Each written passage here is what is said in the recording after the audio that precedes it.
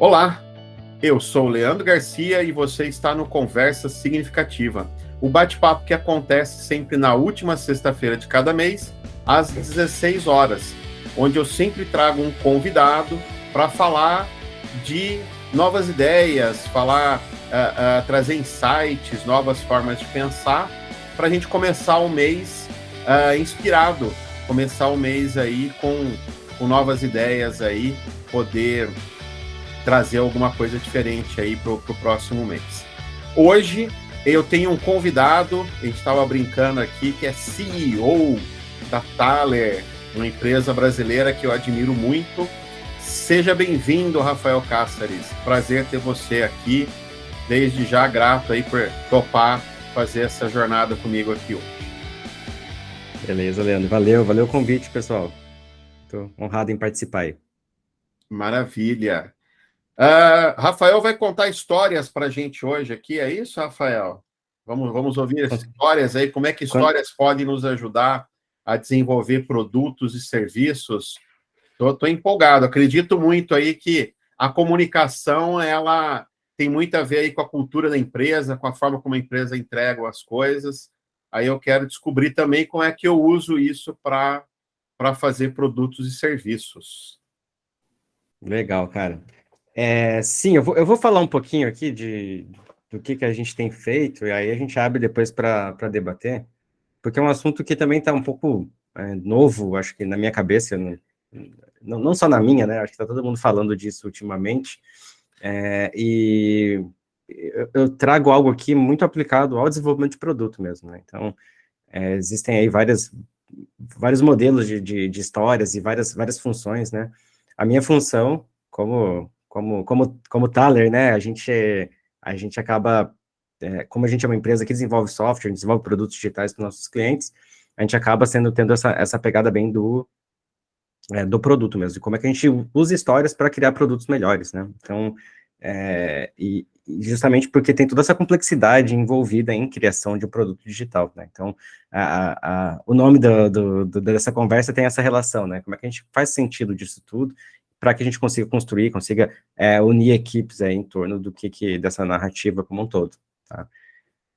Bom, o Leandro já me apresentou, né? Então, não tem muito o que falar. Eu sou o Rafa, eu sou cofundador da Thaler, CEO, né? Não sei, né? Isso é algo bem para fora também. Eu sou um dos criadores do Fluxo Unificado, então trabalho muito com Kanban, com fluxo também, além disso tudo, dessa questão de produtos, que é algo que eu tenho ido direto nos últimos 5, 6 anos. Eu tenho trabalhado muito com produtos e não só com a gestão de fluxo ali. E eu gosto muito de design, então hoje eu consigo me autoconsiderar também um designer, um programador, um designer e uma pessoa de negócios trabalhando com produto. Então é isso que eu gosto, essa que é a minha vida hoje. Tá? Isso tudo porque eu gosto muito dessa frase aqui do Theodore Levitt, que é: as pessoas não querem furadeira, elas querem um furo na parede.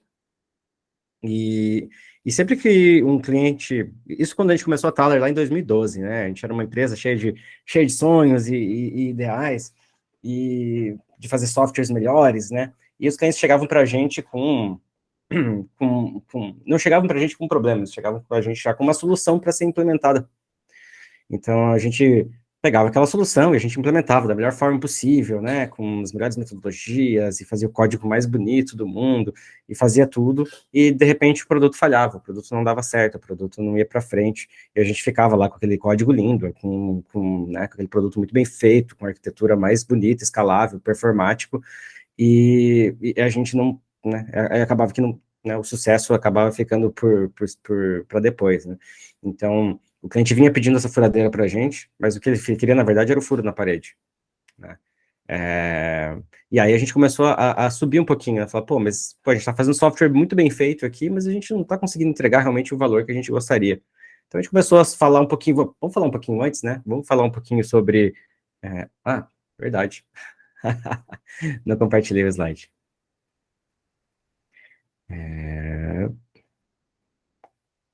Isso aqui.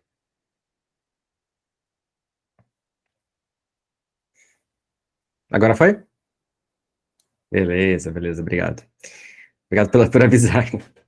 E, E aí, se a gente for explorar ainda mais, né, o cliente às vezes nem quer um furo na parede, ele quer pendurar um quadro, ele quer pendurar uma televisão, né? Então, a gente explorar, né, entender realmente qual que é a dor, o que, que ele está fazendo, foi uma coisa que mudou muito. E quando a gente começa a explorar isso, a gente começa a ver que as coisas não são tão simples quanto parecem, né? Quando a gente vivia naquele mundo de, eu quero um site, eu quero um app, era mais fácil, né? A gente pegava aquilo, quebrava lá, né? Quebrava em histórias de usuário, e aí quebrou, né, certinho, dava uma estimativa e começava a executar, né?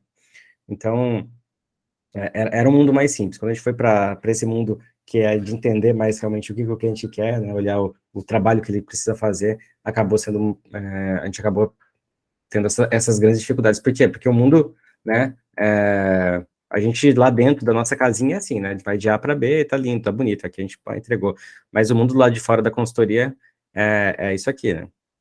Então, é um mundo emaranhado, complexo, que é muito difícil da gente conseguir prever. Então, existe toda esse, esse grande mundo que a gente precisa fazer um sentido para a gente conseguir botar isso no papel. Porque no fim, né, no papel digital aqui no caso, porque no fim o que a gente está fazendo é isso, assim, a gente está tentando entender o que, que existe ali, tentando operacionalizar isso, que é a parte difícil, né? Como é que eu transformo esse conhecimento que está ali tácito, que esse conhecimento que está ali no ar, em algo realmente explícito que as pessoas podem olhar e implementar, né? Podem olhar e falar, beleza, é isso que eu vou fazer, tá?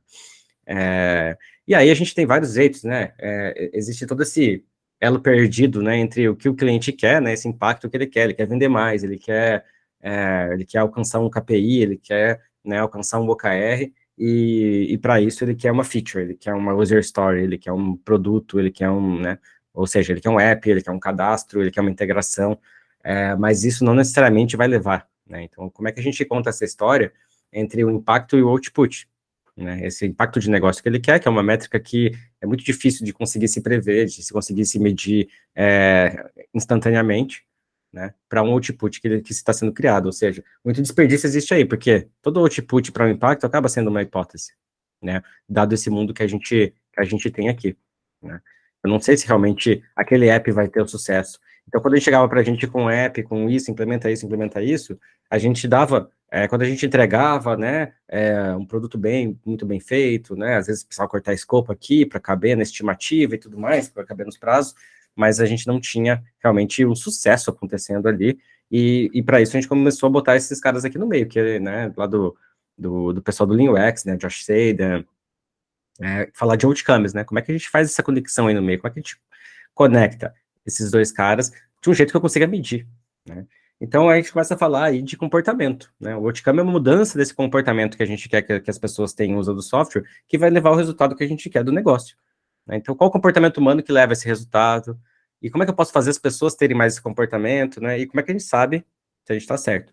Então, daí que a gente começa a conectar. Beleza, como é que eu faço isso? Como é que eu consigo enxergar quem que é esse meio termo, né? Então, aqui a gente tem muitas coisas. E aí a gente começa a contar histórias para entender isso, né? E aí entra o primeiro ponto, né? Porque eu vou estar falando o seguinte, ok, eu tenho essa métrica aqui, beleza, mas como é que eu sei que essa métrica, né? Então me conta essa história, como é que eu vou atingir isso, né? Então a gente começa a pegar essas narrativas, começa a conversar com as pessoas que estão envolvidas para saber se realmente aquilo faz sentido. Então se eu falo que eu quero vender mais, eu falo, beleza, mas como é que eu faço para vender mais, né? Então as pessoas precisam entrar no site e comprar, beleza, como é que eu faço as pessoas entrarem no site para comprar? Eu preciso fazer anúncio, né, o que eu vou falar nesse anúncio, né, então a gente vai voltando cada vez mais ao ponto que a gente precisa, até a gente conseguir chegar, beleza, como é que eu meço isso, né, porque eu consigo medir pessoas entrando mais no site, eu não consigo medir aumento de vendas não tão curto prazo assim, ou seja, eu posso estar tendo um monte de coisa ali no meio que não estou convertendo, onde que eu não estou convertendo, né, então a gente começa a passar, tá? Então, eu quero aumentar a venda, então, assim, beleza, eu quero que as pessoas entrem mais na página, eu quero que as pessoas usem uma feature de orçamento. Então, se eu melhorar a feature de orçamento, é uma hipótese que eu tenho, que eu vou vender mais. Então, é isso que a gente vem trazendo ali, como é que a gente conecta esses pontos entre impactos e outputs, para que a gente tenha uma história que seja mais fechadinha para ser contada, né? Não simplesmente, eu quero aumentar as vendas, vou fazer um app, né? Não, eu vou aumentar as vendas, eu preciso que as pessoas acessem, eu preciso mudar comportamento. E uma maneira de a gente conseguir que as pessoas tenham um comportamento diferente contando histórias, né? E isso é uma coisa que a gente já vê há muito tempo no mundo, né? Então, você vai pegar lá a própria, né? Se a gente for pegar, por exemplo, da Bíblia, né?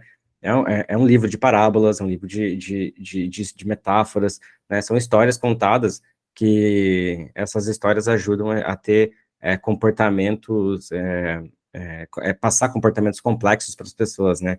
E isso, né, toda a mitologia de várias culturas mostram isso, né? Que a gente tem essa propensão a ouvir histórias, a contar histórias, porque a história tem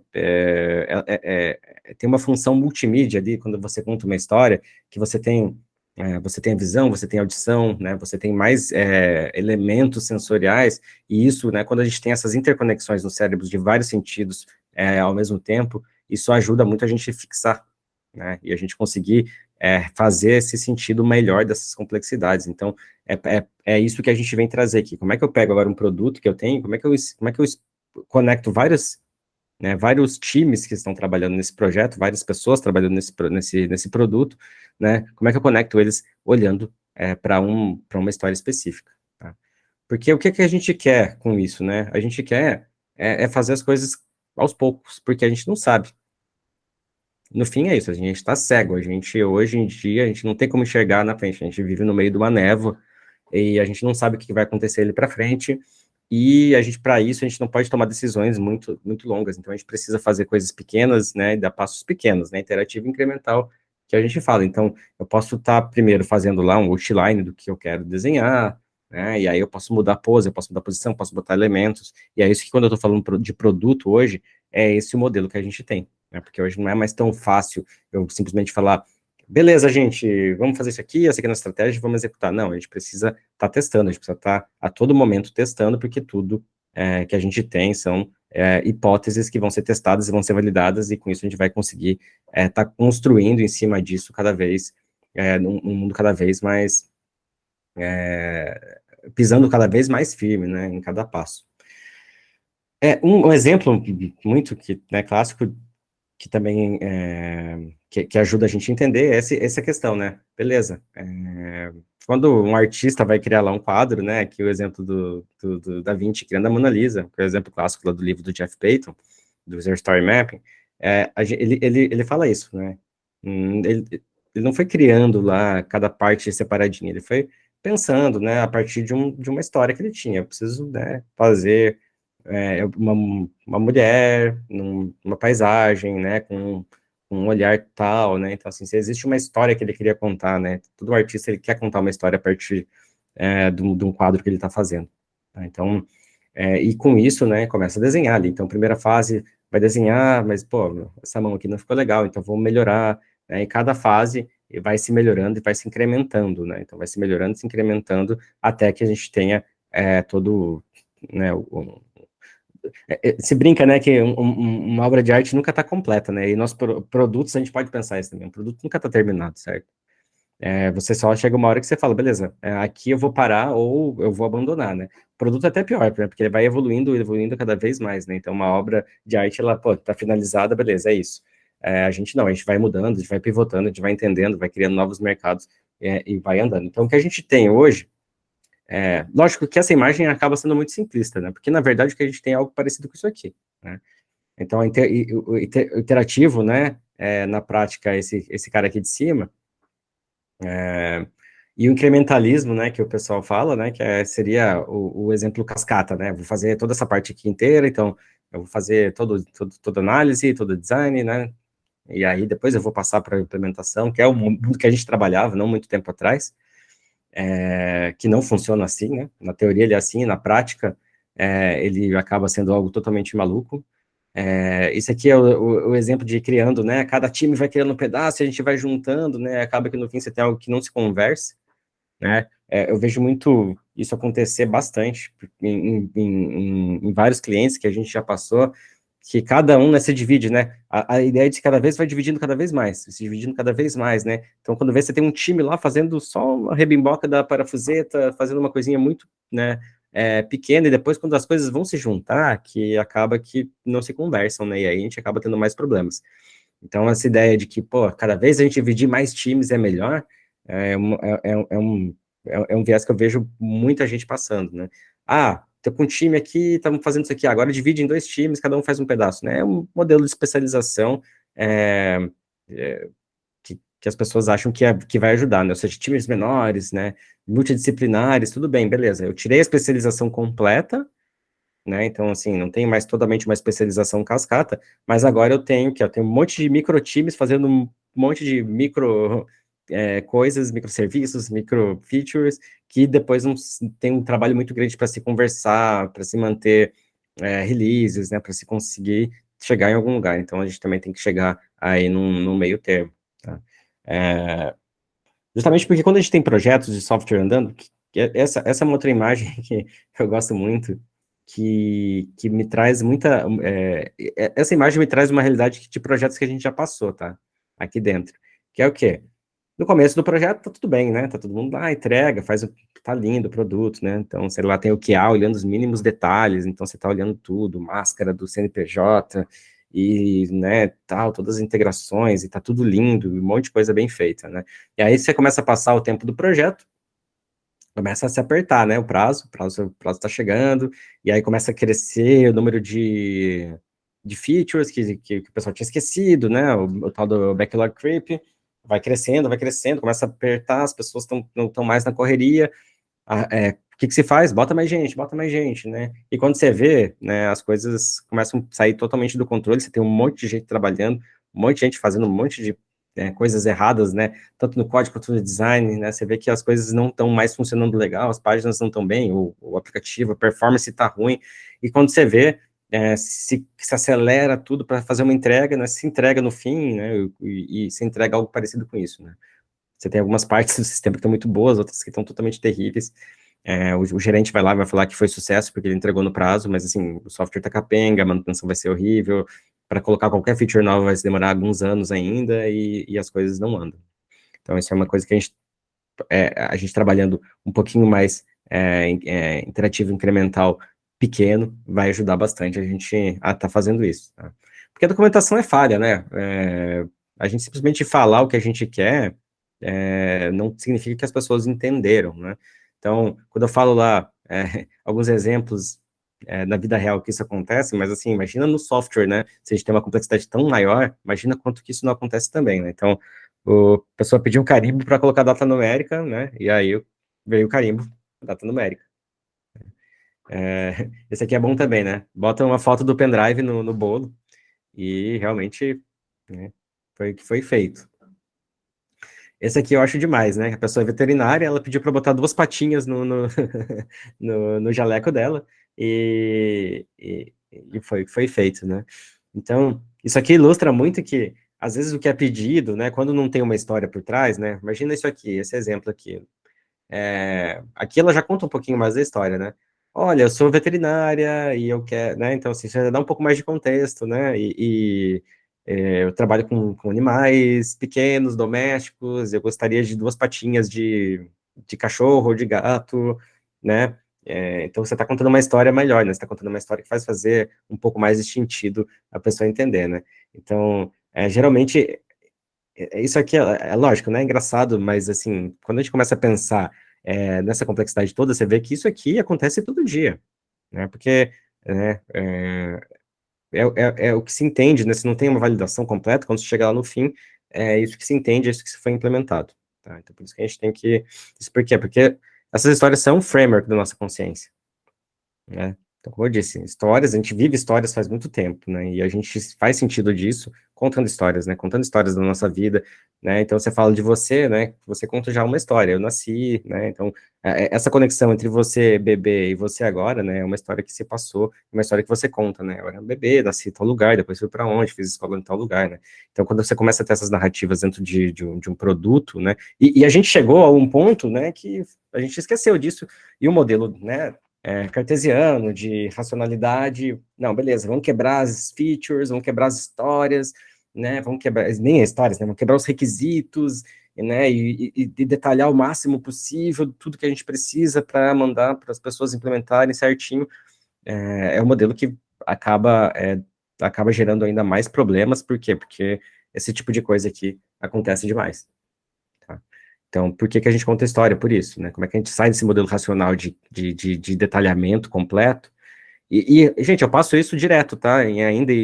Não sei se vocês passam, mas é aquilo, né? O cliente ou até os desenvolvedores, né? Olha a demanda lá e fala, pô, mas não está especificado direito, não tem, mas, cara, né? Vamos conversar então. Se não está especificado, não tem todo o detalhamento possível. Será que é para ter todo o detalhamento possível? Será que é isso que a gente quer? A gente quer voltar lá a ter requisitos, né? Com tudo certinho, definido, ou a gente quer simplesmente ter um modo de a gente olhar para o nosso backlog e falar, putz, é isso aqui que a gente precisa fazer, como é que a gente resolve esse problema? É isso que a gente quer, né? E essa ideia de histórias dentro do nosso mundo de produtos nasceu muito com o trabalho do Kent Beck, que é o criador do Extreme Programming, né? E nesse livro, ele narra um episódio que ele teve, ouvindo um cliente falar sobre uma feature de zip code. Então, o cliente ia lá, digitava o zip code e ele preenchia o endereço. Sensacional, né? Pra gente isso hoje é a coisa mais comum do mundo, mas nos anos 90 isso era uma coisa super avançada. E quando ele ouviu o cliente contando, ele falou, pô, imagina se todos os requisitos, né, em vez de requisitos eu tivesse isso, assim, o cliente contando, pô, você imagina que eu entrei no site, eu digitei o zip code, depois que eu digitei o zip code,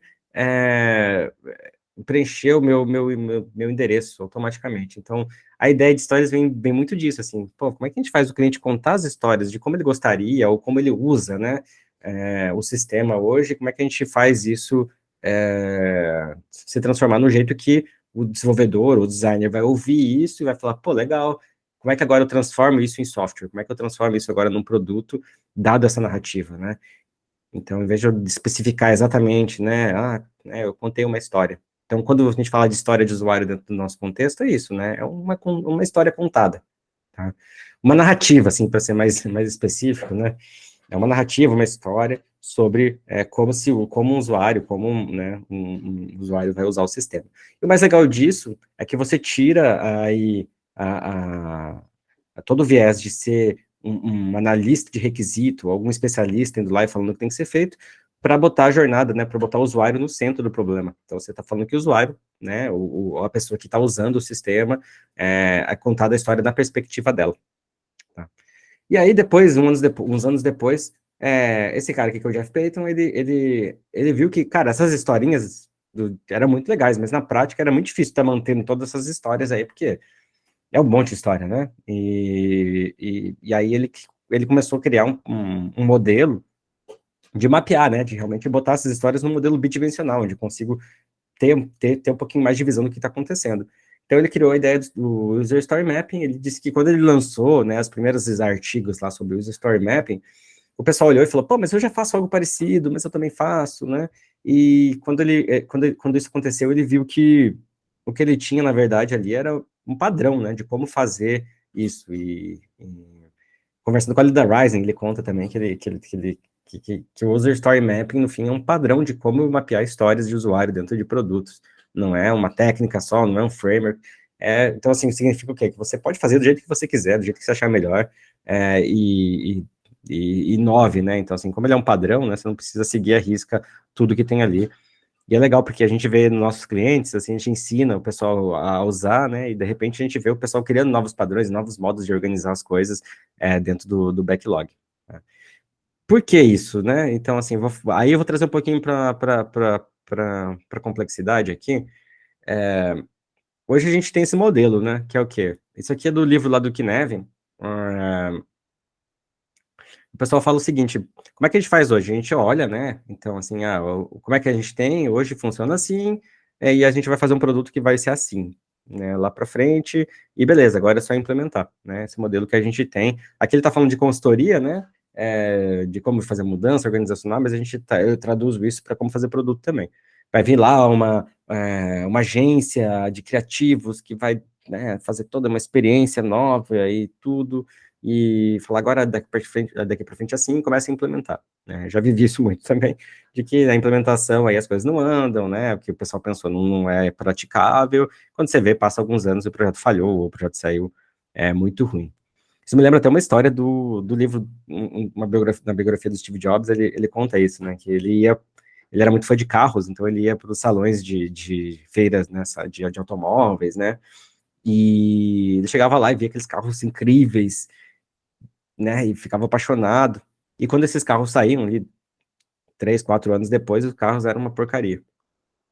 Por quê? Porque se definia tudo que tinha que ser feito, era lindo, mas na hora chegava, o engenheiro falava, pô, isso aqui não dá para fazer, o engenheiro de produção falava, pô, isso aqui não tem como escalar isso aqui, ia cortando, quando via o carro que saía no fim, era nada parecido com aquilo, né? Então a gente tem muito disso acontecendo, né? A gente se desenha um negócio lindo, maravilhoso, feito pela agência XYZ, de consultores, de inovação, mas na hora de implementar, a coisa não anda e a coisa sai totalmente diferente, e aí, né, não tem o mesmo peso, no fim acaba que não serve, né? Não funciona. Né? E o que a gente precisa, e aí o que a gente tem feito, né, pensando em histórias e pensando muito nessa questão da complexidade também, é o que o pessoal fala de usar essas narrativas, né? Então a gente está falando de histórias, né? Não necessariamente storytelling lá do storytelling corporativo, né? Mas de usar histórias, né? Usar essas narrativas para a gente conseguir olhar, né, para essas várias pessoas que têm conhecimento do domínio do problema e conseguir pegar dessas várias micronarrativas que elas estão falando e transformar essas micronarrativas numa narrativa mais completa, né? Sobre como as coisas vão acontecer. Então, tentar pegar esse caos todo e transformar em alguma coisa, tá? Então, a gente vai fazer o quê? Experimentos pequenos, né? Vai compartilhar conhecimento e testando e construindo isso aos pouquinhos, né? Justamente para essa palavra, essa frase que é linda, né? Que é usar o potencial evolucionário do presente, ou seja, onde é que a gente está e como é que a gente vai andar daqui para frente, né? Como é que a gente faz isso? Uma das ferramentas que a gente tem usado aqui muito para isso é o Event Storming. Tá? O Event Storming é uma técnica que a gente, criada pelo... Eu não vou entrar em detalhes aqui, a gente fez um meetup esses dias sobre o Event Storming, mas é bom trazer... quem quiser, eu posso passar o link depois, o Leandro bota aí, que tem mais detalhes sobre a técnica em si, mas o que é interessante é pensar que o Event Storming é uma técnica justamente para a gente captar essas micronarrativas das pessoas que estão com domínio do problema. Então, o que a gente faz nesse caso? A gente tem chamado as pessoas para esse workshop, né? E conversando, gente, vamos contar a história, então? E aí a gente sai de um canvas em branco, né? A ideia é justamente sair do canvas em branco, sair de algo vazio, e deixar as coisas andarem. E é muito legal, porque no começo as pessoas vão falando e é realmente bem desorganizado, sabe? É bem caótico esse começo. As pessoas vão falando, e aos pouquinhos algumas coisas começam a emergir, né? Então, a gente começa a ver algumas narrativas se repetindo, a gente começa a agrupar, e começa a dar sentido para algumas coisas, né? O Leandro fala bastante disso também, né? Lá no curso, né, Leandro? E do Software Zen, que é fazer essa classificação, fazer esse sentido dessas narrativas que estão acontecendo, e dali a gente consegue tirar a ideia de como essa jornada funciona, porque não é só a jornada do cliente em si, mas a jornada da informação completa passando por esse produto. Né? Então, dali eu consigo olhar e começar a mapear contextos, né? Beleza, esse aqui eu tenho um contexto aqui do time tal, né? Então, eu começo a entender realmente e modelar e ver meu produto a partir de como a minha organização está funcionando, né? Porque, no fim, o produto digital o produto digital sempre é um serviço, né? Na prática ele é um serviço, né? Então existe essa ideia de que um produto digital, ele no fim é um serviço, você não compra um produto digital para botar lá na prateleira da sua casa, você compra ele para resolver algum problema, tá? E aí você começa a mapear esses domínios, começa a mapear esses problemas, criar a separação dos times, olhando aí para a complexidade da empresa, né, que é o serviço que você já resolve e mapeia isso para dentro do produto em si. Tá? Já vou falar um pouquinho mais disso aqui, mas antes, vou falar um pouquinho de 3 livros que me ajudaram muito nesse pensamento de histórias também, que é o Storytelling Design, que ele traz muito essa questão das narrativas e dos tipos de narrativa que existem, olhando para o produto, o que é muito legal. Né? Então, por quê? Porque quando eu começo uma jornada num produto, eu tenho muitos caminhos que eu posso seguir, então é uma jornada mesmo que o usuário vai estar aí para resolver um problema. Né?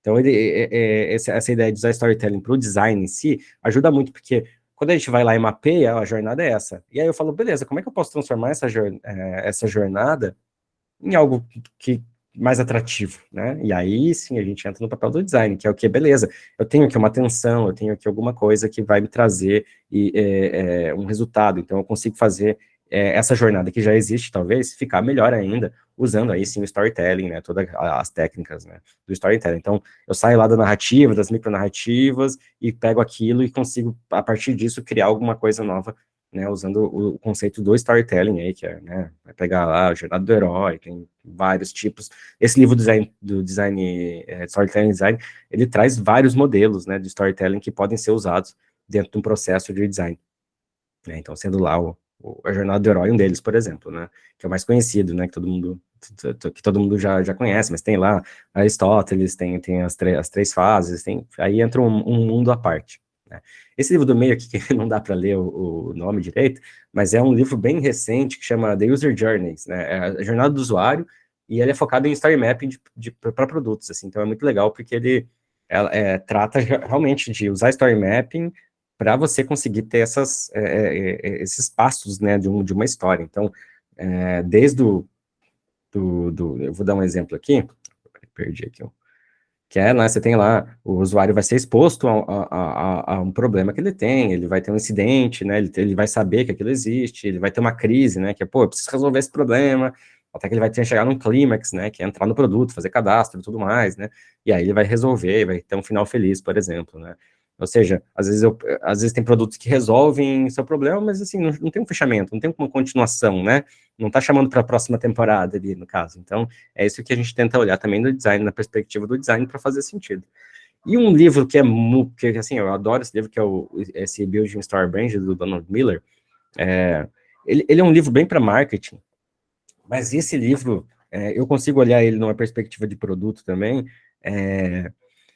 e ele trouxe, assim, para mim, o principal ensinamento desse livro é a ideia de que você tem que tirar quando você está contando uma história, né, da sua marca, do seu produto, é você tirar você do papel de herói e botar seu usuário, né? Então, se você está falando de centrado no usuário, né, centrado em humano, centrado na outra pessoa, você centra a história no seu cliente, né, no seu usuário, na pessoa que está realmente usando o produto que você vai fazer, e não em você, né, você não é o herói mais, o herói é aquela pessoa, e ela está usando o seu produto, né, para a jornada dela, né, para a jornada heróica dela. Então, quando você coloca seu produto como uma arma, um artefato, algo que vai ajudar, né, aquela pessoa a resolver um problema, ou seja, para ela resolver né, o drama que ela tem, né, para ela ser o herói da própria vida dela, você muda toda a perspectiva de como você está criando, né? Em vez de você ser o herói e essa pessoa ser a vítima, você bota ela como herói e você como um guia. Você como é um guia, você é a ferramental, você ajuda, né? Você vai estar ajudando ela a alcançar o objetivo, né? Então, você é ali, eu brinco, né? A gente não é o Luke Skywalker, a gente é o Yoda, é o Obi-Wan Kenobi, entendeu? A gente é o e a gente tem o sabre de luz aqui, esse tipo de coisa que a gente muda a perspectiva, e quando a gente começa a fazer essa narrativa na visão do usuário, a gente consegue conectar várias jornadas. Por quê? Porque essa jornada é uma jornada completa, né? A jornada completa do usuário, né? Então é bem isso, assim, olhar o usuário, né, na perspectiva que ele está lá combatendo os dragões, que ele tem que resolver, e não a gente que está combatendo por ele. Tá? Isso é a lição que eu achei muito, muito bacana. E essa questão de usar esse modelo de mapeamento de histórias, assim, e fazer toda esse backbone, né, do produto em si, usando a história, ela é muito usada pelo o pessoal de cinema, o pessoal que trabalha com histórias, né, eles já usam esse modelo faz muito, muito tempo, né? Até o próprio Aristóteles lá, né, milênios atrás já tinha algo meio parecido com story mapping, né? Que é você usar essa história para você conseguir fazer sentido, fazer todo mundo funcionar. Então, pega numa história. Essa aqui você pode ver lá no fundo o story mapping, mas aqui a gente tem a sala do Breaking Bad, né? Esse aqui é o Vince Gilligan, e o pessoal conversando sobre o roteiro do Breaking Bad. E aí você vê, né? Se você for pensar como é que o pessoal do cinema faz, né? Eles vão ter lá as cenas, né? Então, ou seja, a jornada né, da história, e a partir dali que você vai tirar, tem que fazer cenografia, tem que fazer maquiagem, tem que fazer figurino, né? Então, todos os trabalhos, aí seriam nossas histórias, ou nossas tarefas, nossas demandas, estão associadas à jornada completa, né? Então, por isso que a gente tenta trazer a jornada para conectar, né? O que a gente vai fazer, né? Então, o que a gente vai andar, onde é que a gente vai andar, né? E aqui tem um exemplo até deles usando um story map um pouquinho mais... isso aqui é do Better Call Saul, tá? É um pouquinho de spoiler aqui, desculpa, mas é uma hora lá que eles... Não é spoiler, né? Porque não tô dando nada, mas uma hora que eles estão planejando um golpe lá e tudo mais, eles usam esse modelo aqui. Eu tirei um print da tela para para mostrar para vocês assim que é algo que já é usado, né, pelo pessoal e ajuda, né? Ajuda a olhar, que seja, eles já têm, a vida deles é a história, eles usam uma história como backbone, e a gente pode usar isso também, a gente pode pegar isso e usar do mesmo jeito, tá?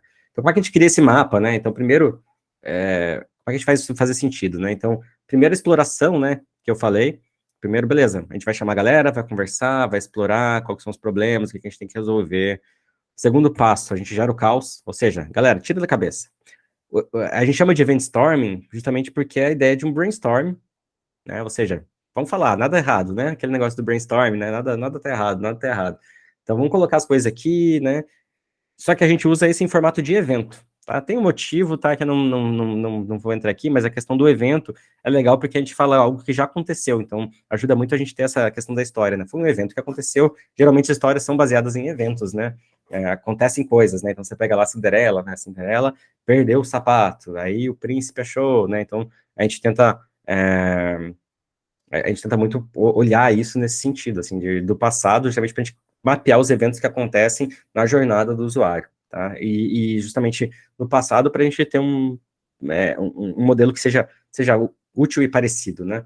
E dali, quando a gente começa a falar isso, a gente começa a ter essa estrutura emergente, né? Começa a emergir dali dessas monte de narrativas que o pessoal está falando em forma de eventos, começa a emergir algumas coisas, né? Então, dali começa a falar, beleza, vamos botar em ordem isso aqui agora, o que que vem antes, o que que vem depois, né? E aí, aos pouquinhos, a gente começa, beleza, isso aqui a gente começa a agrupar, isso aqui é um contexto, isso aqui é outro contexto, e aí, a partir daí, a gente vai andando e vai conversando, tá? E aí, disso, né, quando a gente mapeia essa jornada ela pode ter vários níveis e várias linearidades, a gente pensa, beleza, a gente tem essa jornada, legal, como é que eu faço agora a implementação disso? E aí que entra o story mapping, né, que é o que a gente usa, né? Em vez de a gente ter aquele flat backlog que tem lá todas as listinhas do que tem que ser feito, a gente fala, beleza, gente, vamos usar essa história que a gente mapeou para nos guiar, né? Que nem a gente falou ali, cenografia, maquiagem, tudo mais, beleza. Nessa parte da história, o que eu preciso? O que eu preciso em nível o que eu preciso no software, né? O que eu preciso de desenhar aqui? O que eu preciso integrar? Com quem eu preciso conversar para que eu consiga resolver esse problema aqui dessa parte da jornada do usuário? Tá? Então a gente começa a pensar em jornada mais do que pensar em backlog, do que pensar em implementações aleatórias. A gente começa a ter uma base de conversação entre todo mundo, que é aquela jornada, que é aquela história, que é aquilo que está acontecendo, né? Então a gente consegue botar desenvolvedores, designers, pessoal de negócio, né? O pessoal de QA, todo mundo junto ali para entender a partir da história o que eu quero fazer, o que eu quero resolver, qual é o problema que eu quero resolver, né? E aí essa história também vai estar relacionada, lembra, lá do começo a gente falou, eu quero contar uma história de como vai ser essa jornada, de como o usuário mudou o comportamento dele para atingir um resultado de negócio.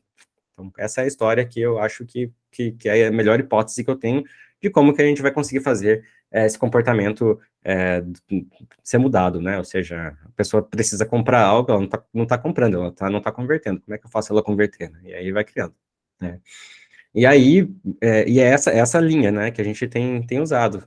Isso aqui é de um artigo, depois eu vou deixar também o link desse artigo, né, que fala isso, como é que eu saio do Event Storm e jogo os stories, né, crio impactos, né, posso criar tem outras técnicas ali de DDD e de requisitos que a gente pode usar. Né? Então, assim, mostrando aqui rapidinho, né, por exemplo, um exemplo muito besta aqui, só para caber, porque senão não cabe no slide, né, que a gente tem lá os impactos, que é atender tantos mil inscritos, né, e aí a gente fala, beleza, tem um onboarding, ele vai assistir as talks e, né, vai testar o conhecimento. Então, beleza, como é que a gente vai fazer isso?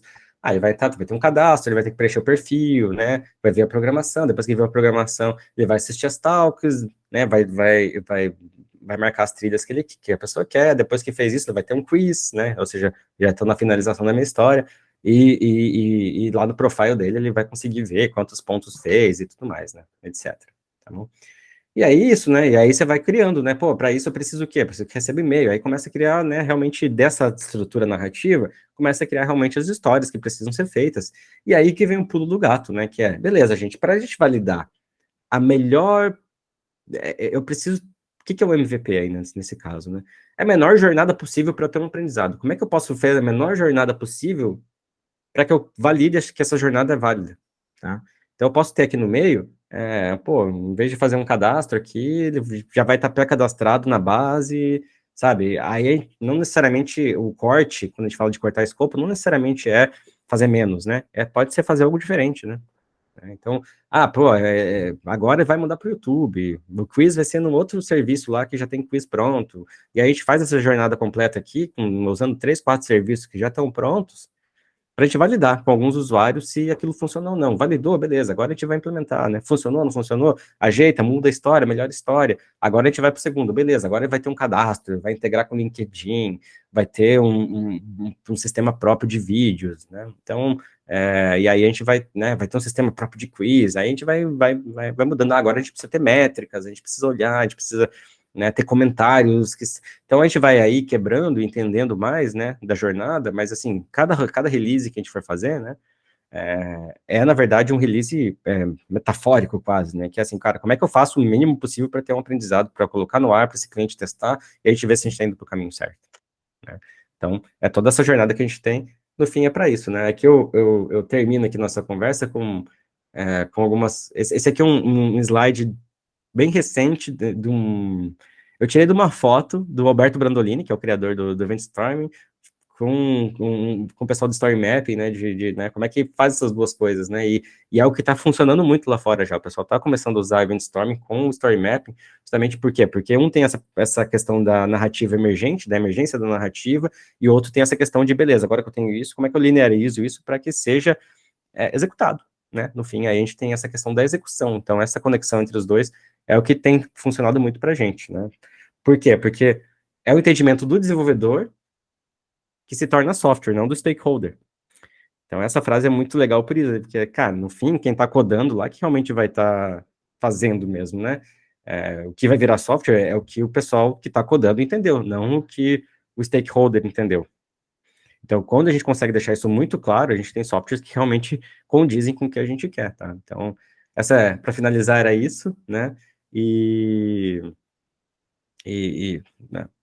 Que por anos juntamos vários times, né, e misturamos no software, né, a gente tem feito isso há muito tempo, pega um monte de time aleatório, junta tudo num lugar só, e aquilo vira uma baita de uma macarronada, né, então a gente tem que começar a usar modelos diferentes para fazer isso acontecer, e esse é um modelo que a gente tem testado também, e tem funcionado bastante aqui com nossos clientes.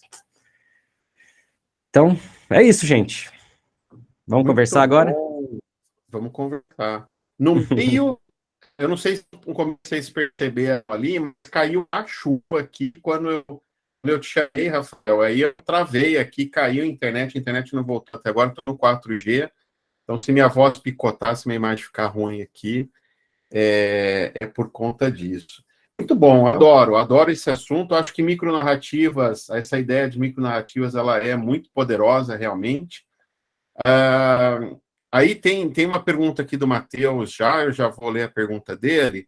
Eu queria te fazer uma pergunta antes aqui, sobre como é que sobre as lições aprendidas aí aplicando isso, né?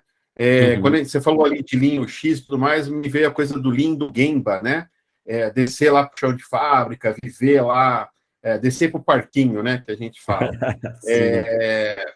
Como é que é essa relação? Porque muitas vezes a gente tem aquela coisa assim, você está atendendo um cliente grande que tem um analista aqui de negócio, um PO, enfim, depende do nome, mas tem aquele cara que está olhando, deveria estar olhando para essas micronarrativas aqui. Aí do seu lado você tem ali alguém também que está entendendo com essa pessoa o que está acontecendo, para depois passar para o desenvolvedor. A gente tem um telefone sem fio, né?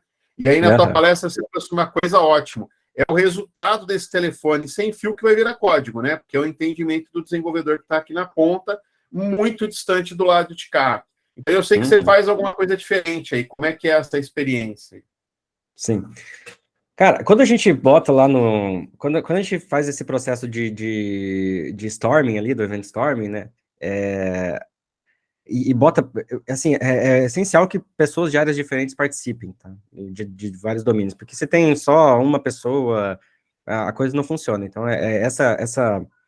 trazer várias pessoas ali tem ajudado muito a você ter uma emergência maior do que do resultado final, né? Então, quando a gente sai do zero e começa a botar a jornada, é muito legal, porque a gente bota um item da jornada, agora e o usuário sai daqui e vai para cá. Tá, beleza, aí ele fez isso aqui, fez isso aqui. Aí, de repente, o pessoal fala, não, não, aqui não é assim. Aí o outro fala, não, mas é assim. E aí as pessoas começam a discutir, pessoas com conhecimento do domínio. E quando elas começam a discutir, muitas vezes elas não chegam no acordo. Elas falam, putz, a gente precisa perguntar para outra pessoa. E aí a gente bota lá um hotspot que a gente chama para se perguntar, né? E a gente fala, pô, não dá para chamar essa pessoa para entrar aí agora? Ah, não dá. Então, assim, beleza. Então, na próxima, vocês vão lá e perguntam, a gente puder trazer essa pessoa que tem esse conhecimento, a gente traz, né? Então, claro que a gente também não, como a gente está falando de produto digital, é difícil a gente estar lá, né, mas assim, ter pessoas do atendimento, por exemplo, ter pessoas do suporte, né, quando você está falando uma jornada completa, é muito importante, né, tem pessoas que estão tão envolvidas lá na Gemba, estão no chão lá, é muito importante para a gente conseguir ter essa emergência, então a gente tenta chamar esse pessoal para participar, e esse pessoal tem gostado muito de participar disso, porque eles também gostam de ser ouvidos, né? Então, se a gente consegue um tempo deles, é legal. Se não consegue, acaba que nas dúvidas ali, porque quando a gente começa a mapear mesmo, não adianta ter só aquele conhecimento superficial, sabe? É isso que a gente tem visto que é muito legal, porque quando o conhecimento está muito superficial sobre como os eventos funcionam, tá, daqui vem para cá, mas daí, é porque ali eu botei só um big picture, mas assim, tem mais umas técnicas ali que a gente começa, beleza, que informação que vem daqui para cá, tudo mais, as pessoas começam a discutir e não sabem. E, cara, sistematicamente, principalmente, quanto maior a empresa, mais isso acontece, assim. Então, a gente teve clientes que a gente fez isso, e o pessoal começa, duas pessoas de negócio, de áreas diferentes, que estão trabalhando nesse mesmo mapa, começam a discutir porque elas acham que são coisas diferentes, e aí a gente começa a explorar, né? Como é que é isso? E aí, geralmente, você tem que se aprofundar com alguém que está lá na Gimba, que está lá embaixo, que está lá fazendo, né, realmente batalhando ali, ou usando o sistema mesmo, né, talvez chamando pessoas que estão em contato com o usuário, ou o próprio usuário, né, se conseguir isso também ajuda bastante, né, que é para, pô, essa dor aqui é real, essa dor não é, né, então é meio que isso que a gente tem feito, cara. Hoje em dia se fala muito de diversidade, o que você está trazendo aí, que você falou no multidisciplinar, é diversidade também, né? Só que aí é uma diversidade ali de pessoas de áreas diferentes, de experiências diferentes. Você está tentando trazer aí essa percepção diferente, tem muito a ver com diversidade, mas é uma diversidade conectada com o multidisciplinar, né? O cara do atendimento, o cara do marketing, do comercial, as diferentes fases que o processo passa ali. É bacana, muito bacana. Exatamente, a ideia de uma construção coletiva de conhecimentos, né? Legal. Multidisciplinar, né? Isso. Muito bom. Achei legal trazer esse ponto para completar a tua palestra, porque eu acredito muito nessa coisa do multidisciplinar. Eu acho que ela faz a diferença aí para isso tudo acontecer. Deixa eu ler a pergunta do Flávio, deixa eu só ler a pergunta do Matheus, que faz tempo que está aqui, aí você já abre o microfone e já faz a pergunta direto aí para o Rafael. A pergunta do Matheus. Rafael, estou na jornada de Product Manager, tive experiência com empreendedorismo e, por enquanto, trabalho com desenvolvimento na área de TI. Eu acho que a experiência de empreender é fantástica porque dá outro significado de negócio para a gente, né? Minha percepção. Estudo muito sobre comunicação e como ter perguntas melhores para o usuário. Isso aí é maravilhoso. Você vê espaço para essa área? Essa acho que é a pergunta, relacionada com entender as necessidades do cliente. E aí eu vou emendar a pergunta do Matheus, você falar um pouquinho de como é que são essas perguntas, né? Você falar um pouquinho de como é que você provoca as pessoas a trazerem as micronarrativas. Né? Sim, assim, no fim é um processo de facilitação, né, porque a gente está ali para tentar fazer as pessoas falarem, né, fazer as pessoas conversarem, então isso que é o mais interessante. Então, eu não acho que, lógico, existem algumas heurísticas, né, para a gente fazer essas perguntas e fazer essas análises, mas eu acho que ter, por exemplo, pessoas que estão em contato com o cliente é muito importante, né? Porque a gente vai ouvir ali o pessoal que está na linha de frente, ouvir essas histórias, ouvir o que o pessoal está falando, é essencial, né? Primeiro ponto, né? Se a gente conseguir ouvir os clientes, muito sobre essa questão das micronarrativas que a gente fala, é muito sobre tirar um pouco o roteiro em si de perguntas e falar as pessoas contarem o que acontece, sabe? Então, é um pouquinho, em vez de a gente, isso é uma coisa que a gente tem conversado muito, principalmente o pessoal de UX, né? Cara, me conta como é que é, né? Então, quando a gente abre esse canvas em branco e começa a perguntar para as pessoas como é que funciona, me conta aí, a gente não precisa necessariamente estar fazendo perguntas para elas, e sim tá ajudando elas a criarem a narrativa coletiva, né? Então, é um processo mais de facilitação do que realmente de pesquisa nesse sentido, tá? E aí, lógico, em algum momento o que vai acontecer? Pô, isso aqui ninguém sabe. Será que é isso mesmo? Será que não é? Ou pode ser uma hipótese, ou pode ser algo que a gente pode usar para fazer, aí sim fazer uma pesquisa, né? Mas, pô, isso aqui a gente precisa pesquisar, então beleza, como é que a gente vai fazer? Como é que a gente vai falar? Com quem que a gente vai falar? Com que usuário? Como é que a gente vai testar? Né? Então, também esse canal da gente pegar e fazer o processo inverso, né? Que perguntas eu posso tirar, né, a partir dessa construção coletiva, né? Que perguntas estão gerando, né? Mas toda a ideia é que seja o contrário, tá? Em vez de eu ir lá com um checklist de o que perguntar para o cliente, fala aí pra gente, fala o que está acontecendo, conta a história, conta essas histórias do dia a dia, né? Aquele erro que está dando sempre, né? Aquele bug, aquele processo gigante que você tem que fazer toda vez, que você achava que poderia ser melhor. Então, assim, conta pra gente, vai contando como é que funciona, e aí usar a emergência né, desse modelo para aí sim fazer as construções maiores. Tá? Não sei se te Legal. respondi, eu te deixei mais confuso, mas... Eu fiz uma pergunta em cima da pergunta do Rafael, só para ser bem direto com ele. Você vê espaço nessa área para a pessoa que eu acho que vai se especializar em fazer isso? Peraí, Vamos lá, espaço nessa área qual? ele fala assim, ó, estudo muito sobre comunicação e como ter perguntas melhores para o Ah, usuário. sim, Você com vê espaço certeza, para essa área? com certeza, com certeza. Porque, assim, se a gente tá falando de histórias, né? Quando a gente tá falando de histórias, é comunicação pura, né? Então, aquele livro ali que eu mostrei do Story Brand é muito sobre comunicação, né? Como eu comunico, né? Agora a questão é como fazer perguntas melhores, que é uma coisa que eu acho que nesse modelo, pelo menos, é o contrário, né? Como é que eu faço as pessoas falarem, né? E aí dali eu realmente faço um sentido do que está acontecendo na ideia, né? Nessa ideia de complexidade de olhando para essas narrativas que as pessoas estão falando, aí eu monto, né? E depois aí eu posso fazer perguntas a partir disso. Tá? Então, Eu acho que alguma coisa na minha de opinião, é mais dinâmica, nesse modelo. alguma coisa de dinâmica no começo, talvez, para provocar as pessoas a se sentirem seguras para começar a falar, né? Alguma coisa assim, talvez.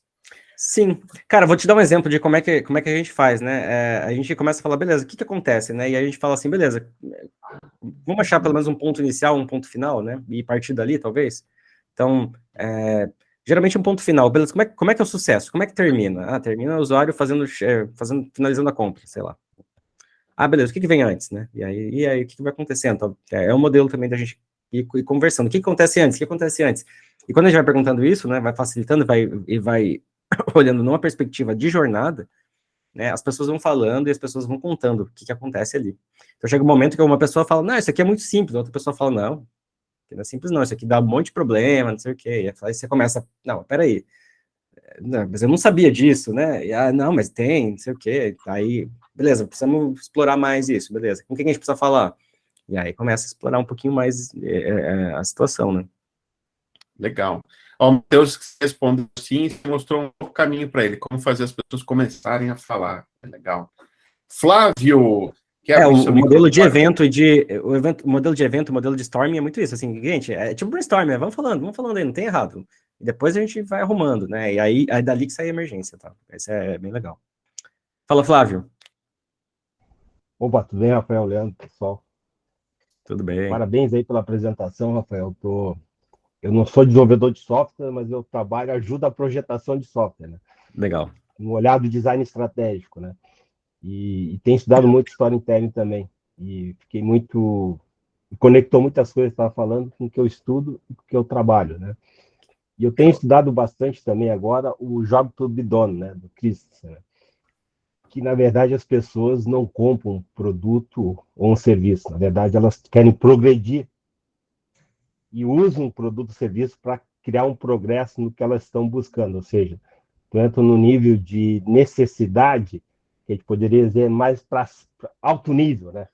mais abstrato, valores, aspirações, e ao traduzir isso, a gente vai chegando em requisitos de softwares ou em funcionalidades, e essas funcionalidades chegam a requisitos do software. Confesso que eu tenho mergulhado nisso, não é uma coisa tão simples, né, mas me parece muito lógico, né? Uhum. E a minha pergunta que eu gostaria que tu compartilhar com vocês porque o grande questão, no meu olhar de design estratégico, é já achar onde a gente consegue inovar no que a gente está oferecendo. Não necessariamente só solucionar, né, uma jornada, por exemplo, mas que nessa jornada tem algo diferenciado, que, como fosse uma gamificação do que a gente está produzindo, algo diferenciado que faz com que mais pessoas usam, né? Eu sempre brinco, né? Hoje, para baixar um aplicativo é muito difícil.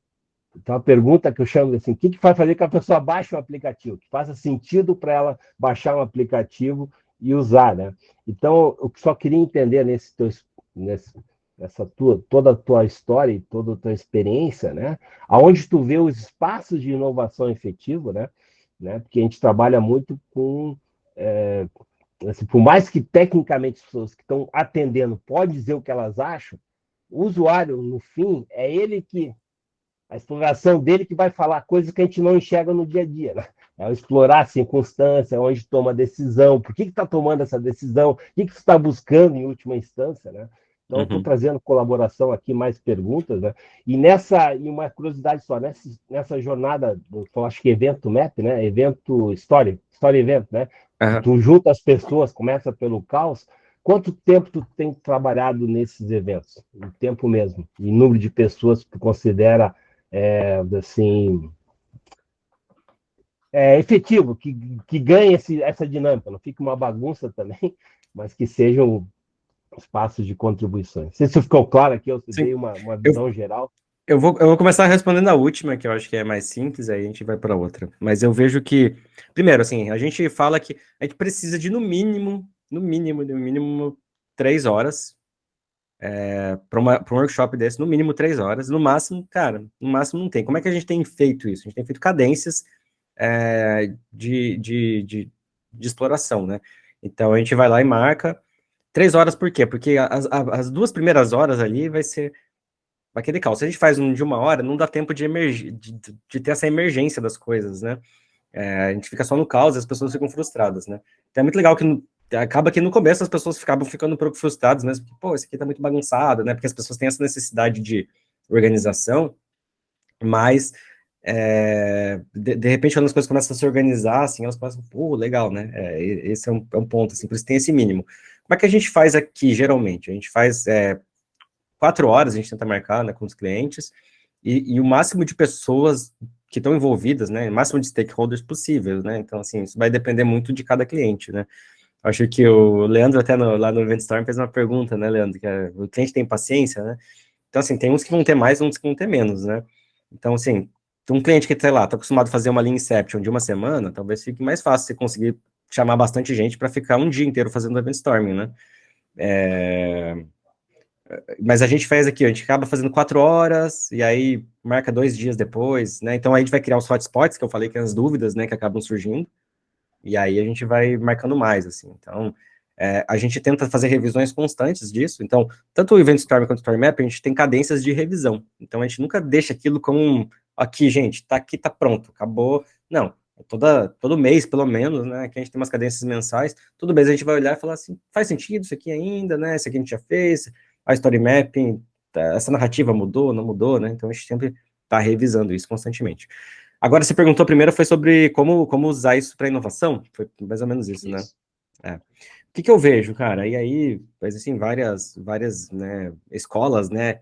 Mas quando a gente está falando de inovação, a gente tenta seguir aquele caminho que é menos do consultor que chega lá e fala, gente, é assim que a gente vai inovar, e mais para o caminho de gente, ó, esse aqui é o que a gente tem hoje, né? O que brota de ideias daqui que a gente pode melhorar, né? Porque quando a gente começa a fazer essa questão da jornada, a jornada é importante porque ela conta, porque é o usuário, como você falou, né? O Job Done é muito importante aqui nesse contexto, por quê? Porque a jornada, no fim, é a jornada né, do cliente fazendo um trabalho que ele quer, né?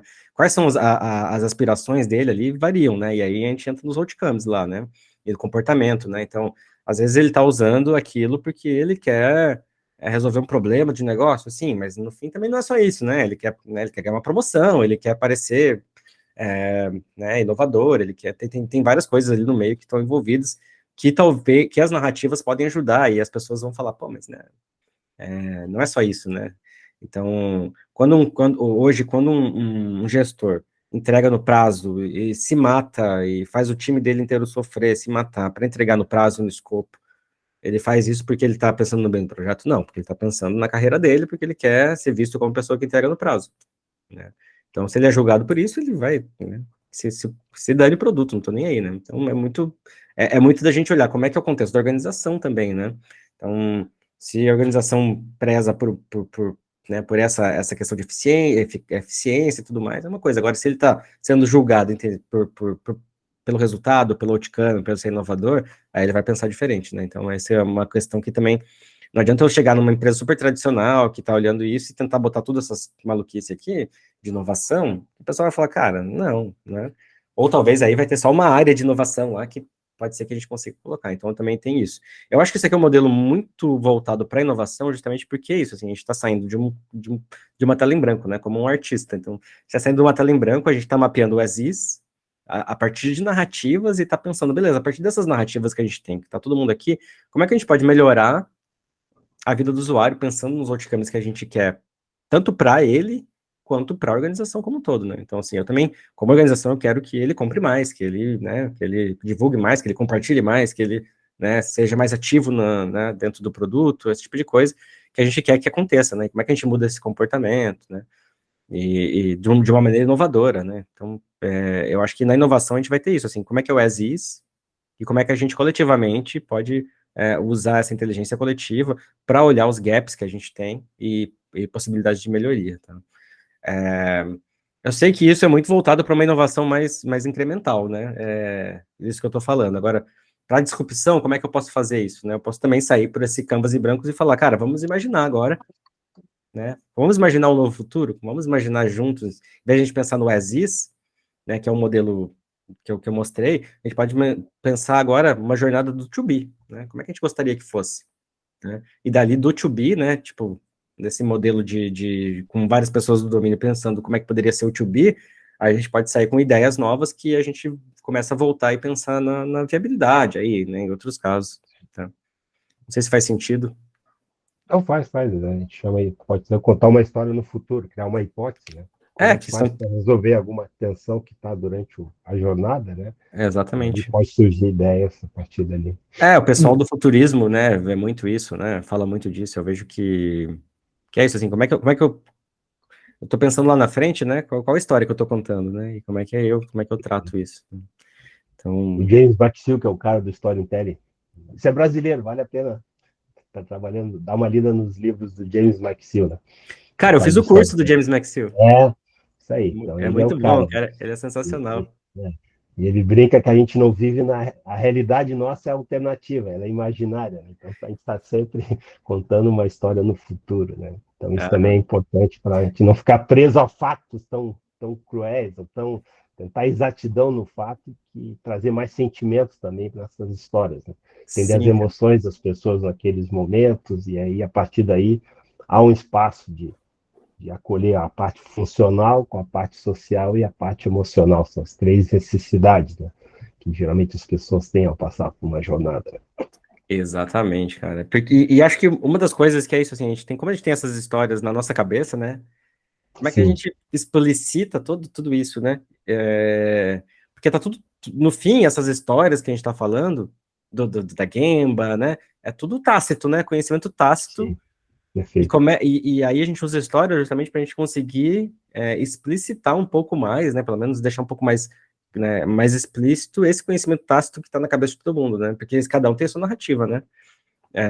Do que deveria ser, do que como né? Então, quando a gente bota isso para fora, né? Quando a gente faz esse storming, né? Botar para fora, aí a gente consegue pelo menos olhar isso, tentar fazer um sentido de tudo isso numa coisa única, né? Então acho que é mais ou menos isso que a gente está tratando. Mas, cara, muito legal. Eu li o livro do McShill, aqueles 5 lições, né? E achei na verdade, é uma triangulação, né? Eu li eu li que é são 3, né? São 3, né? Esses 3, né? Eu li só o laranjinha ali. Não, esse aí. Esse aqui é Fatos, Ficção e Fantasia. Tem esse aqui que é o best-seller, né? E tem esse aqui que é Lições, que é o último dele. Esse eu não li ainda, cara. Tô louco pra ler. Eu fiz uma... Eu fiz o curso dele lá no B, YouTube, no B Storytelling. No YouTube eu apresentei em 10 minutos esse livro dele. É mesmo, cara? Manda o link pra gente ali depois. Tá, eu não sei só por onde mandar. Depois, talvez mas eu... Pode lá pôr no no chat aqui. Manda pro Pode Leandro, pôr no pro chat, Leandro. que aí eu anoto, aí quem estiver vendo gravado depois. O Rafael tá Tá. me devendo 2 links aí, que eu vou ter que pôr lá depois no YouTube. Depois Os 2 links. Quem sabe eu compartilho meu telefone contigo, pelo WhatsApp ali, porque eu tô no celular, vai ser mais fácil depois de ir pelo computador ali. Pode ser? Tá aí, tu me dá um oi no WhatsApp, eu te mando o link direitinho. Pode ser. Pode É ser? ótimo ter. Então, 5-1, eu tô em Porto Alegre, tá, pessoal? 5-1. É 9 Coloca horas no chat. Coloca no chat aí pra gente evitar depois aí outras questões. Eu e meu sócio, o Sebas, a gente fez esse curso aí do Maxil, foi esse último. Cara, é sensacional e ajudou muito a fazer essas conexões, né? E aí, ao mesmo tempo, lendo o Snowden, né, que ele fala de narrativas e tal, aí o que eu penso é o seguinte, né, que o próprio Snowden, ele diferencia isso. Storytelling é uma coisa e narrativas são outras, né? Narrativa e as micronarrativas são essas coisas pequenas que a gente vê. E aí, dessas micronarrativas, aí depois a gente pode contar uma história. E aí, para mim, a inovação está nisso. Como é que a gente pega essas micronarrativas que já existem e a gente cria disso uma história, né? E aí, sim, né, uma história... Né, e eu tô nesse processo aí, cara. Eu tô nesse processo... talvez seja... Tu deu a dica, né? São as cenas, né? Na verdade, tá encadeando cenas, né? Exatamente. O momento em que as coisas até chegar no final, né? Porque no fim você tá... no fim, assim, é linear, né? No fim você tá pegando um negócio e tá transformando em algo linear, porque é isso, assim, o usuário vai fazer isso, de uma forma linear, né? Não tem como ter em vários lugares ao mesmo tempo, então é isso que a gente tá... Mas ele só compartilhando... Tô falando também muito, eu não queria falar, mas só dizer que esse olhar para cima, tá, Rafael? Isso eu tenho percebido que eu estudei isso no meu mestrado, tá? Cadeia de valor. Quando a gente vai para cima no nível mais de aspirações, necessidades, valores mais altos, tende as pessoas não mudarem muito, né? Então tu consegue ter mais pontos comuns no nível de cima, né? Atributos é mais fácil trocar, mas valores é mais difícil. com certeza. Então com certeza. Aí tu consegue ter mais pessoas junto contando aquela história. Tu aglutina personas, vamos dizer assim, mais olhando para cima. Eu faço um curso para quê? Para aprender, quero crescer profissionalmente. Ficar mais fácil, então, tu facilitar para baixo nessa perspectiva. Não se limitar tanto. Com certeza. E aí, até no nível organizacional, né, eu vejo até estratégico, porque, assim, no fim, né, a visão da empresa, né, a gente está falando de organização, a visão já é uma história, né? Uma história Perfeito. Né? E aí a gente vai começando a quebrar, né? Então, assim, eu tenho lá, aí eu até brinco, né, que é como se fosse um seriado, né? Eu tenho lá toda a narrativa completa do que é a minha visão, né, da 5ª temporada. Mas aí eu, preciso fazer a primeira temporada primeiro, né? E aí é a minha estratégia, né? Como é que eu vou quebrar isso? Aí eu vou quebrando, tem os episódios, tem as cenas, e aí eu entro no nível tático, que beleza, para fazer essa cena eu preciso disso, né? Então, meio que a gente consegue, com isso, conectar lá na nossa visão, estratégia, descendo num ambiente meio parecido, porque eu acho que também existe essa desconexão hoje, né? Quem tá lá vendo o backlog não faz ideia do que aquele backlog, daquela história que essa pessoa está implementando em software tem a ver com a visão da empresa, né? E aí, quando a gente consegue tentar fazer essa conexão, pelo menos, né, essa uma conexão hierárquica, ajuda na tomada de decisão em si, né? Que assim, se a visão da empresa é essa, qual a tomada de decisão que eu vou tomar nessa história? Vale a pena fazer isso mesmo? Tô aprendendo, não tô aprendendo? Acho que é um pouco nisso, assim, que a gente tem visto, assim, né? Não que seja fácil, tá, gente?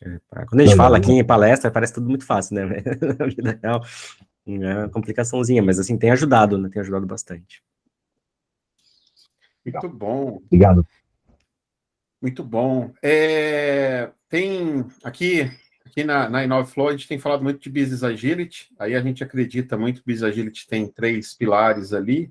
Um pilar é foco no cliente, eu acho que o Rafael trouxe aí, leva muito para esse lugar aí do foco no cliente. Aí, como no Lean, acho que a gente precisa de uma contramedida, né? Essa contramedida a gente olha como segundo pilar aí, que é a sustentabilidade do negócio, e depois a ideia do foco no mercado digital, porque ele permite uma escala numa outra ordem, né? Então, a gente tem olhado para esses 3 pilares aqui dentro com o Business Agility. Para esse pilar do meio, que é foco no negócio, essa sustentabilidade do negócio, que é olhar se isso é viável economicamente, como é que eu acompanho o outcome disso, né? Como é que eu olho para o outcome, a gente usa um método nosso aqui, que é o Lean Business Opportunity. No Lean Business Opportunity, a gente faz um trabalho muito parecido com esse também, Rafael. A gente vai lá, monta um time multidisciplinar, busca narrativas, a gente começa a entender uma série de coisas, e aí um pouco da nossa experiência. Times com até 10 pessoas a gente acha legal, porque senão começa a ficar muito difícil convergir. Então, montar um time multidisciplinar com até 10 pessoas é um pouco da experiência nossa. E a gente também faz sessões de 3 horas. E quantas sessões a gente faz, né? Eu acho que o máximo que a gente fez já foram 4 sessões de 3 horas. E o que a gente percebe que varia de uma sessão a 4 sessões tem muito a ver com quão acostumado essas pessoas estão, como é que a comunicação flui entre eles. Então, quando você percebe, quanto maior a empresa, conecta muito com o que você falou, Rafael. Quanto maior a empresa, mais distante essas pessoas estão, então demora mais tempo, essas conversas elas demoram mais tempo para se alinharem, assim. Eles precisam de mais tempo para conseguir chegar num consenso, eu vou dizer assim, para conseguir entender um pouco as dores e as visões das outras áreas e tudo mais. Então, para a gente aqui, a gente percebe que varia muito nesse sentido aí quão acostumado eles estão a terem esse tipo de conversa. Tanto é que quando a gente roda uma segunda, uma terceira vez com outras dores, com outros problemas, isso flui mais fácil, isso começa a fluir de uma outra maneira, porque a gente começa a criar até um pouco esse costume deles dialogarem mais, entenderem mais a dor do vizinho, entra no papo lá de começar a ter um pouco mais de simpatia ou empatia, né? Então, é um pouco da nossa vivência aí, conectando aí com o que foi dito aí. Faz sentido? Você percebe isso também, Rafael? Assim, quanto maior a empresa, mais distantes as pessoas estão, mais tempo demora para elas se entenderem ali, né? Porque elas estão muito distantes da Sim, dor. cara. Sim, com certeza. A gente já implementou, já fez essas dinâmicas em vários tipos de empresas, assim. Então, desde Coca-Cola, eBanks, RD Station, até startups pequenas, assim, a gente vê muita diferença, exatamente isso que você falou, assim, porque às vezes tem áreas diferentes que não fazem ideia de como a outra área funciona, e é nessa conexão entre eles, o conflito é alto, assim. Você começa a falar, não, é assim, não é assim, aquilo que eu falei já aconteceu não uma, 2 ou 3 vezes, assim, muitas vezes. Das pessoas falam, não, é assim, não é assim. E aí você fala, beleza, gente, como é que é? Me falem aí, né? Aí, o papel como facilitador é tipo, conversem, né? Falem, botem para fora. Não, e muitas vezes não se chega a um acordo e precisa se perguntar para outra pessoa, né? Que eu falei antes. Então, e isso faz com que demore mais, né? Leve mais tempo. Mas a gente já teve cliente grande que a gente fez tudo isso, e quando a gente terminou de fazer, a gente nosso papel era implementar um sistema, né? Era implementar um software que ia fazer a integração, né? E aí a gente viu que quando a gente implementou e chamou as outras áreas também para conversar, porque o sistema que a gente ia fazer tinha várias integrações, então a gente precisava conversar com outras áreas, né? Para entender onde eram os limites, né? Os limites, né, do que a gente ia fazer. E aí, quando a gente fez event storming, colocou a galera para conversar, aí tem o context mapping, que a partir disso a gente tira os contextos e como eles funcionam, o cliente descobriu que ele não precisava. Tipo, o software que a gente ia fazer não precisava ser construído.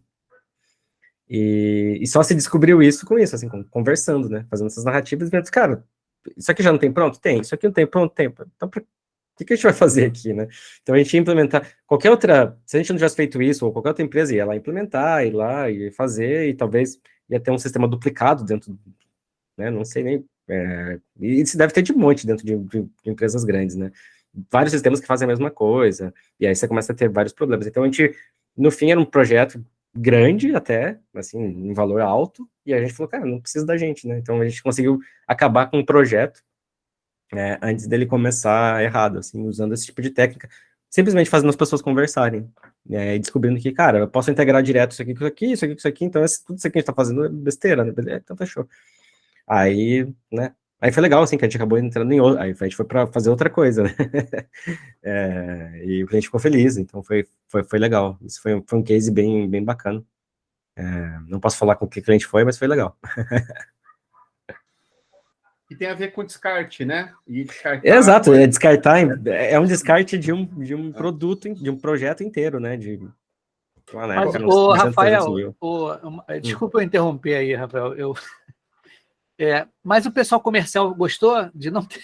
Desculpa a pergunta, tá? Então, assim, quando a gente fala assim, nossa, eu vou desenvolver qualquer coisa, eu falei, caramba, não precisa, né? Não precisa. Aí vocês fizeram mais outras ações lá dentro? Como é que foi o negócio?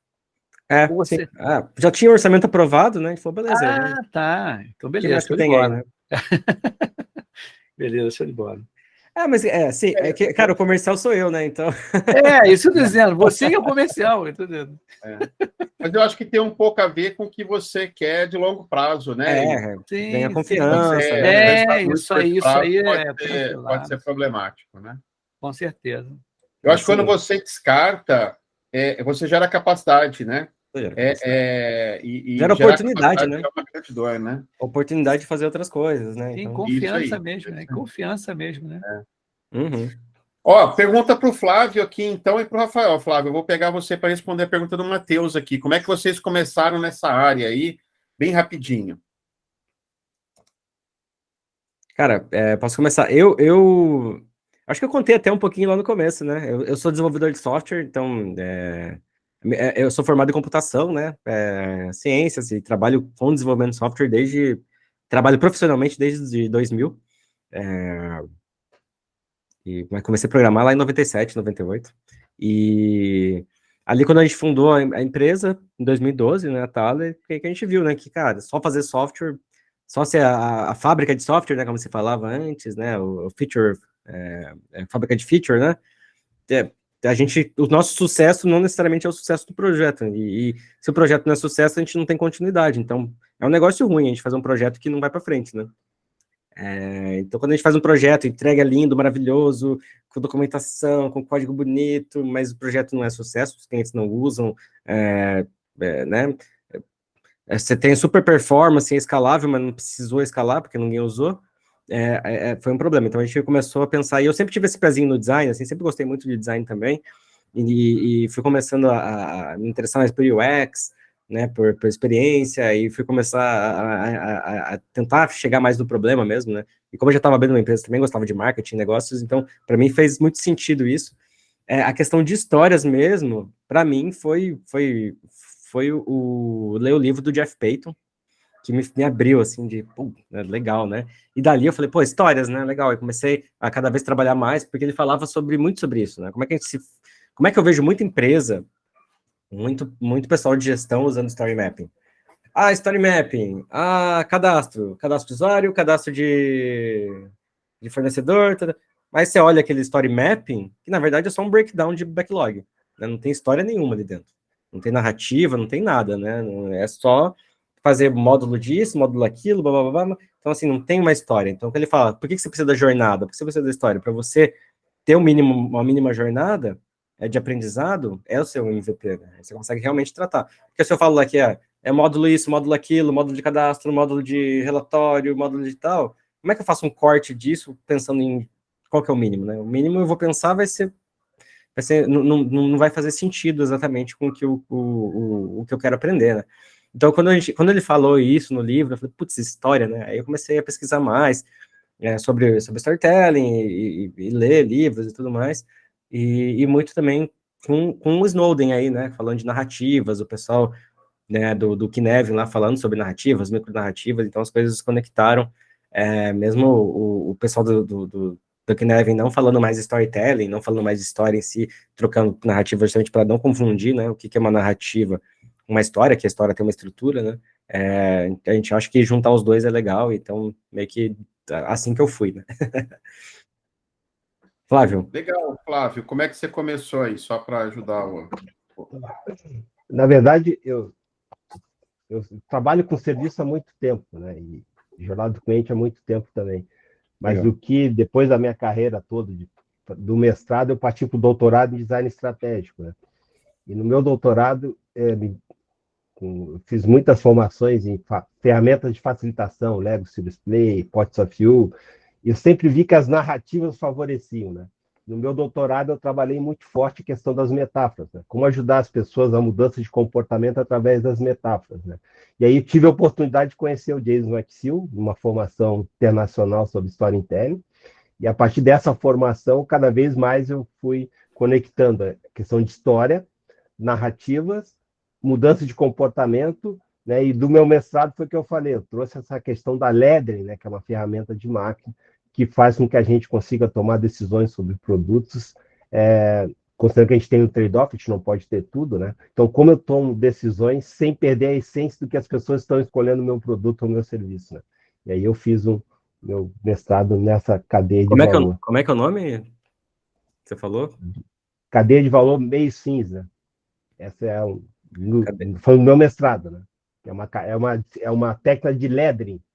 Lettering. Tipo assim, bom, só fazer um exemplo, tá, Leandro? Não sei se tem um tempinho, só para fazer um pequeno exemplo, né? Uhum. Por que está escolhendo aquele produto? Pergunta as pessoas. As pessoas vão dizer assim, estou escolhendo por causa dos professores, da qualidade do conteúdo, da minha acessibilidade, preço. Ok, então por que é importante para ti ter bons professores? Para mim ter boas aulas. Por que é importante ter boas aulas? Eu quero me desenvolver profissionalmente. Por que quer desenvolver profissionalmente? Eu quero ter mais segurança no futuro. Segurança, eu estou lá no nível de valores. Ter boas aulas, desenvolver profissionalmente, eu estou no nível de funcionalidade, ou seja, funções. E abaixo é atributos, né? A tendência é que as pessoas não vão mudar os seus valores. Se elas forem escolher o carro, talvez elas cheguem em segurança também.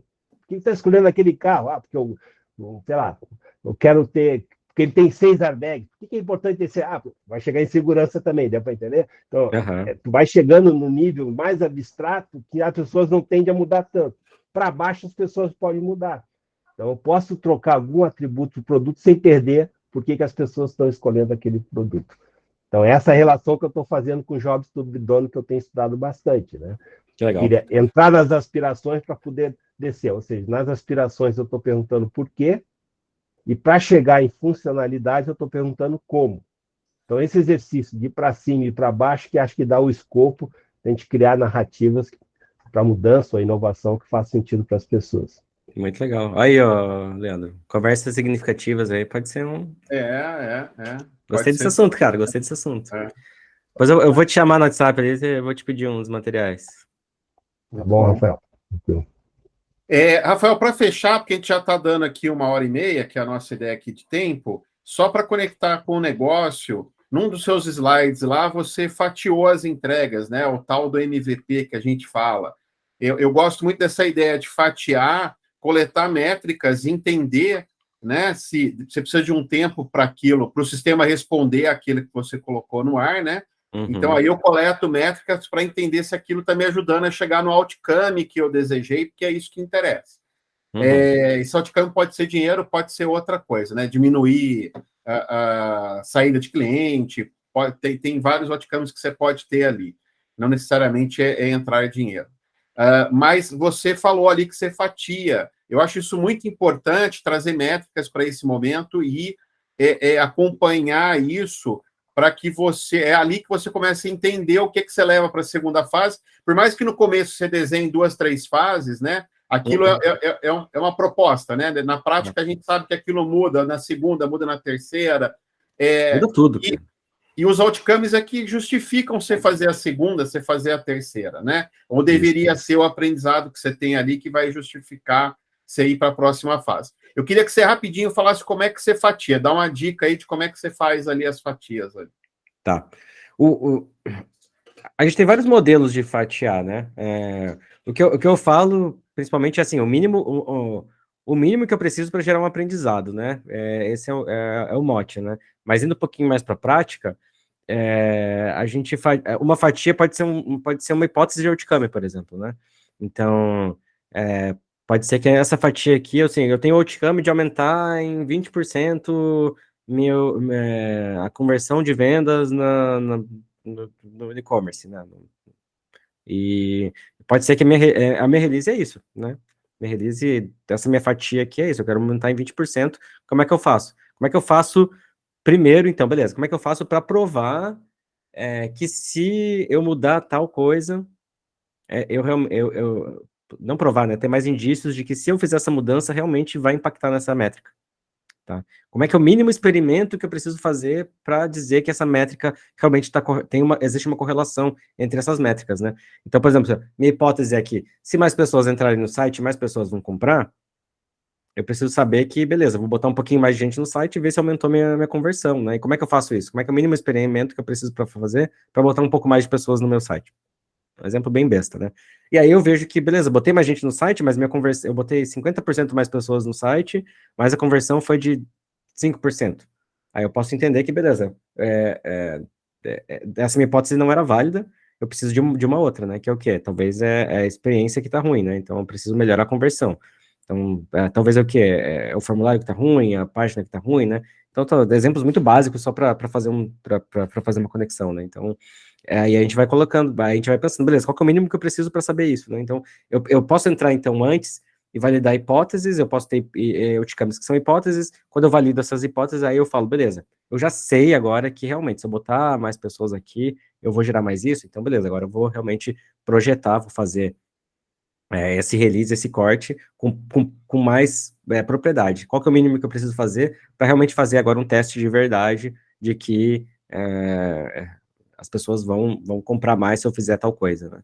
E aí eu faço isso, entrego, e aí a gente tem esses cortes, né, que parecem muito negócio meio cascata, mas na verdade na prática, tá? Um release, 2 releases e o resto uma nuvem, né? A gente usa muito esse segundo para, tipo, coisas para mais tarde, né? Daqui a médio prazo e longo prazo, né? Mas o que a gente está focado ali é no mínimo que a gente tem que fazer para realmente gerar esse resultado, né? E ver se realmente esse resultado funcionou. Funcionou, aí entra no modo, né? Beleza, agora nosso próximo projeto é o quê?